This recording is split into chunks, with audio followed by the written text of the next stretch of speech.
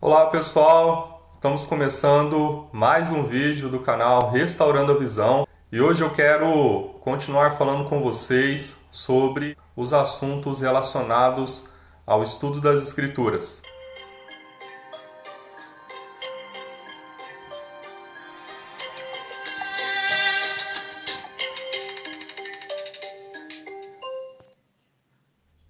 Bom, eu estou gravando esse vídeo devido a dúvidas que surgiram com relação ao último vídeo que eu lancei, o vídeo número 10.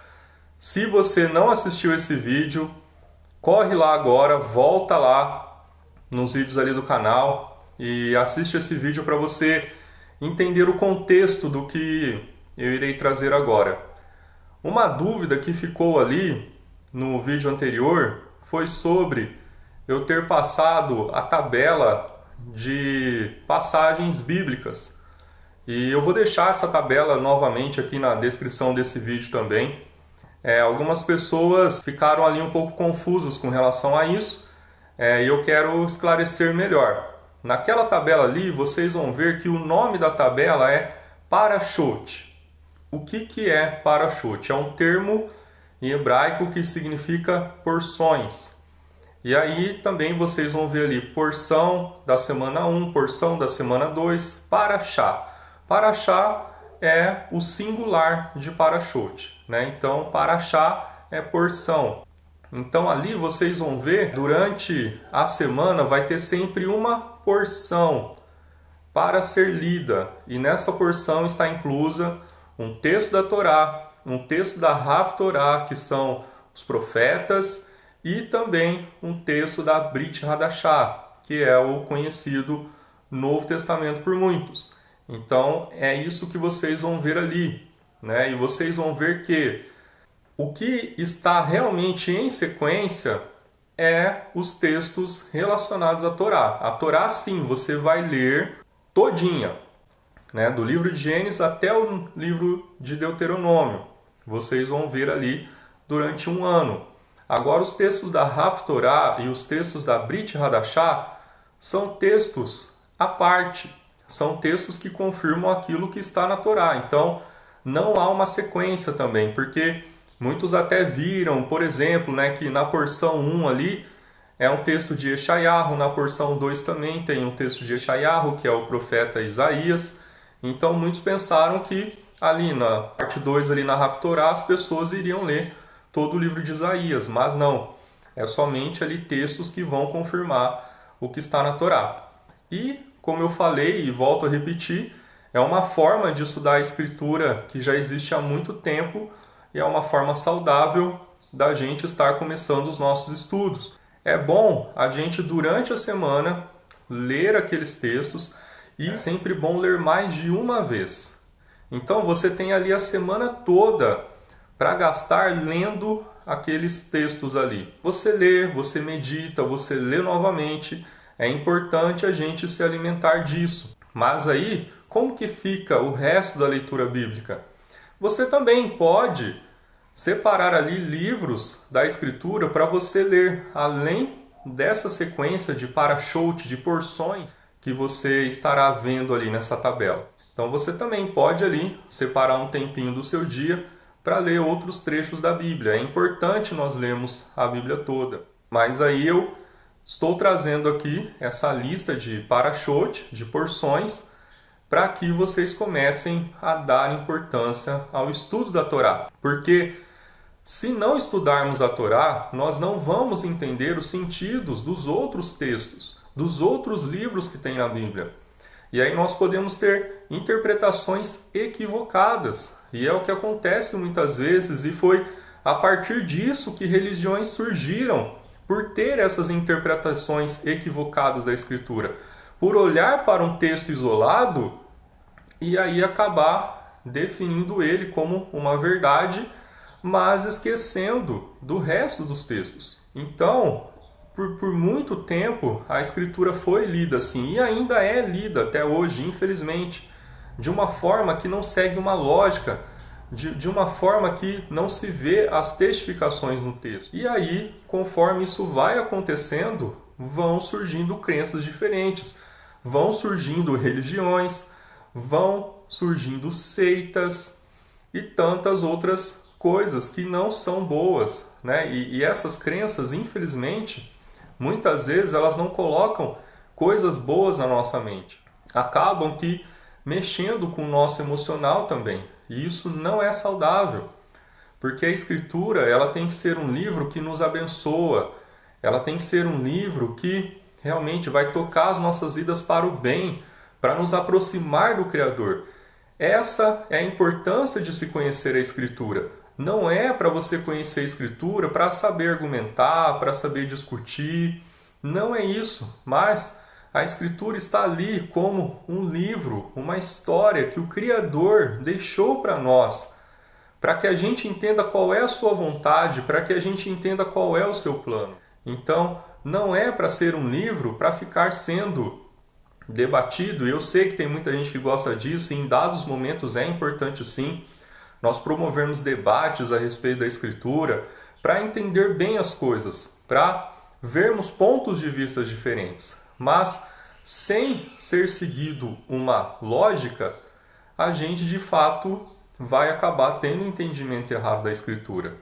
Um exemplo disso é o que acontece muito. Muitas pessoas olham para o Messias e colocam nele uma roupagem, uma aparência de um homem de Roma, de um homem que não é um homem que faz parte do povo de Israel. E essa coisa está acontecendo tanto nos dias de hoje que agora, né, você tem vários tipos de Messias, vários tipos mesmo, né, cada crença aí fazendo um Messias diferente, com uma imagem diferente.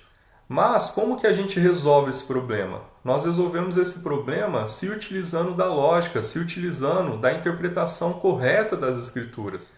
E aí a gente vai chegar a uma conclusão simples e básica, de que o Messias ele é um homem que faz parte do povo de Israel. E que o povo de Israel não é algo que o Criador deixou de lado, porque você vai ver o povo de Israel sendo citado do início ao fim. Até mesmo ali no livro de Apocalipse, né? Vou lançar essas aqui para vocês hoje. No livro de Apocalipse está escrito que para você fazer parte da nova Jerusalém, vindoura, futura, é necessário que você entre por ela por uma das portas das 12 tribos de Israel. Pensem a respeito disso. A Bíblia está falando de um povo e de um Messias que são de Israel. E para estar lá, né, na Nova Jerusalém, nesse reino vindouro que nós aguardamos, é necessário estarmos inseridos nas tribos de Israel. E isso é um processo de entendimento complexo. Eu realmente posso dizer para vocês que é. Mas é um processo que nós precisamos entender. E a partir disso, a gente começa a estudar a Torá. E aí a gente vai sendo levado a um entendimento correto das Escrituras, entendendo o contexto ao qual ela foi escrita, que ela foi escrita para o povo de Israel. Mas daí você pode pensar assim, então quer dizer que a gente tem que ir lá para a terra de Israel, tem que seguir aquilo que os israelenses estão seguindo lá hoje? Não. Uma coisa é ser israelense, uma pessoa nascida em um território específico do mundo. Outra coisa é ser israelita. Israelita, fazer parte do povo que o Criador levantou na terra.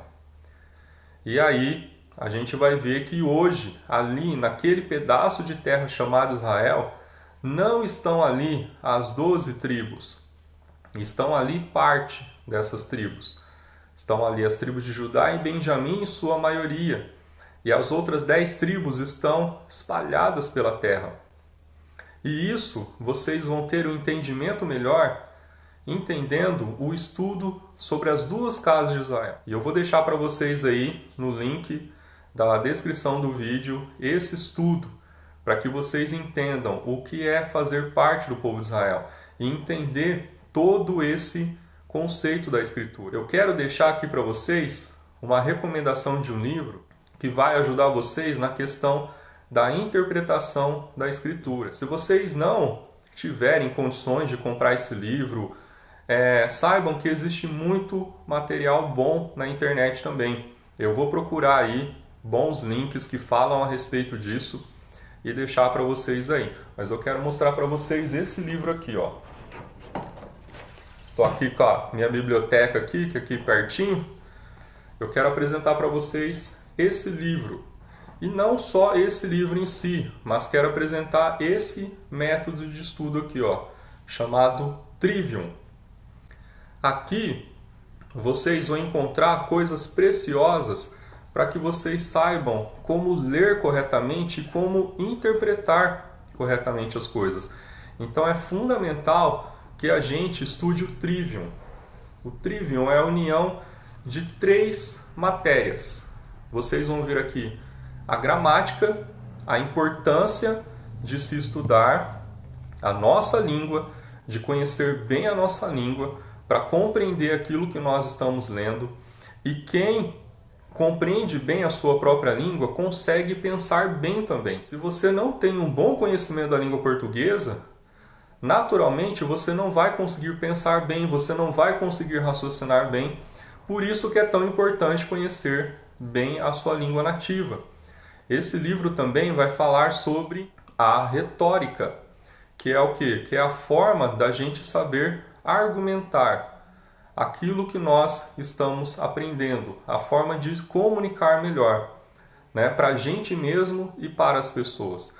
E nós vamos ver também a dialética ou a lógica, que faz o quê? Faz com que tudo aquilo que nós estamos lendo, aprendendo, a gente coloca tudo isso em exposição e a gente vai analisando, como se fosse um detetive que vai ali, ó, pegando provas de um crime, vai colocando ali no mural, e aí você vai ali, vai raciocinando, você vai analisando e você vai vendo se aquilo tem sentido ou não.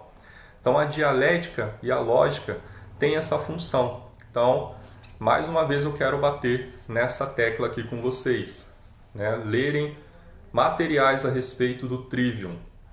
Por que esse nome Trivium? Né? Porque é a união dessas 3 matérias que eu estou citando para vocês, que são muito importantes mesmo, e futuramente eu quero falar melhor, com mais detalhes a respeito disso, mas quero deixar aqui essa recomendação para vocês pensarem sobre isso, da importância disso, de se conhecer bem a língua, de saber argumentar bem, né? Porque sabendo argumentar bem, o nosso raciocínio, o nosso cérebro também vai saber reter melhor as coisas e fazer essa análise, fazer essa lógica em tudo aquilo que nós estamos lendo. Porque é isso, imagina, você está lendo ali um livro, né? A Bíblia, Gênesis, início de tudo, aí você vai vendo um povo sendo levantado através de um homem chamado Abraão. Abraão tem filhos, tem netos, e uma das pessoas da sua descendência, que é Jacó, recebe o nome de Israel. E aí, Israel, Jacó, tem 12 filhos, e a partir desses 12 filhos surge um povo. Então, o povo de Israel. E aí, depois, chega um Messias, né, um homem chamado Yahushua, Jesus, como muitos conhecem, e vai lá e acaba com tudo que esse povo fez e começa uma história nova. Parece um pouco estranho isso, né? Eu acho que isso não aparenta ter muita lógica, não é verdade? Será que o Criador, ele se enganou no seu plano? Será que ele se enganou naquilo que ele queria fazer e aí mudou tudo? Nossa, olha, né? Imagina o Criador lá falando assim, olha, fiz tudo errado, vou ter que começar uma coisa nova agora e vou enviar o meu filho lá para isso. É de se pensar. Será que foi isso mesmo? Então, por isso é tão importante nós conhecermos a língua, sabermos argumentar e sabermos como utilizar a lógica. É uma ferramenta, é um instrumento que o Criador nos deixou. E eu quero também deixar aqui uma outra recomendação para o estudo de vocês da Escritura, que é esse livro aqui, História dos Hebreus. Esse livro aqui, né, na verdade, é a união de vários livros, tá? Vocês vão ver aqui que é gigante, é muito grande, né? Tem quase 1.500 páginas esse livro aqui. Então, são vários livros escritos por Flávio Josefo. Quem foi Flávio Josefo? foi um homem, um historiador, que viveu ali na época do Messias. E ele faz aqui nesse livro vários registros da história do povo de Israel, desde Adão e Eva até a tomada da cidade de Jerusalém, lá pelo ano 70, depois do Messias. Então ele vai trazer aqui coisas preciosas, né, que não estão na Escritura, mas que nos ajudam a entender bem a Escritura. Ele vai falar aqui sobre a questão das 12 tribos de Israel, das 10 tribos que se espalharam. Muitos aí dizem que as 10 tribos voltaram para Israel, mas esse livro aqui traz fontes que confirmam que não voltaram, né, que as 10 tribos se espalharam pelo mundo. Né? Muitas pessoas hoje são descendentes do povo de Israel e não sabem. Então esse livro aqui é importante. E por que ele é importante também? Porque ele vai nos ajudar a entender o contexto israelita da Escritura, o contexto histórico em que tudo foi acontecendo. E quando a gente começa a entender bem isso, a gente tem uma compreensão melhor dos textos que a gente está lendo na Escritura, os nossos olhos se abrem para algo realmente real, verdadeiro. Então, é muito importante no nosso estudo ali, na nossa leitura, nós entendermos o contexto, todo o cenário daquilo que estava acontecendo ali. Não dá para a gente só ler a Escritura e ter uma interpretação dos nossos dias atuais. Não é correto isso, porque foi ali uma vivência diferente, uma época diferente. E várias coisas vão sendo construídas. Então, por isso que é tão necessário. E quando você entende que a Escritura foi feita num contexto de Israel, cai por terra essa imagem que muitos têm desse Messias romano, desse homem que fazia coisas que são, de certa forma, ocidentais, né? E o que não é o caso do Messias, que ele era um homem oriental, um homem israelita. Então eu quero deixar para vocês hoje essas duas recomendações de livros aqui que vão ajudar vocês, né? E batendo mais uma vez na tecla do Trivium, tá? Esse livro aqui, ele não ajuda só no estudo da Escritura, mas ele vai ajudar vocês a desenvolverem estudos em qualquer área que vocês forem estudar, né? Então é bom vocês aprenderem isso antes de começar a estudar qualquer coisa. Isso aqui é material de educação clássica. É um tipo de educação que era passado para as crianças desde muito tempo atrás. Existem registros históricos de que o Trivium ele era ensinado no Templo de Salomão. É um material precioso e realmente é um resgate da educação. E isso é importantíssimo ser aplicado no nosso estudo da Escritura também.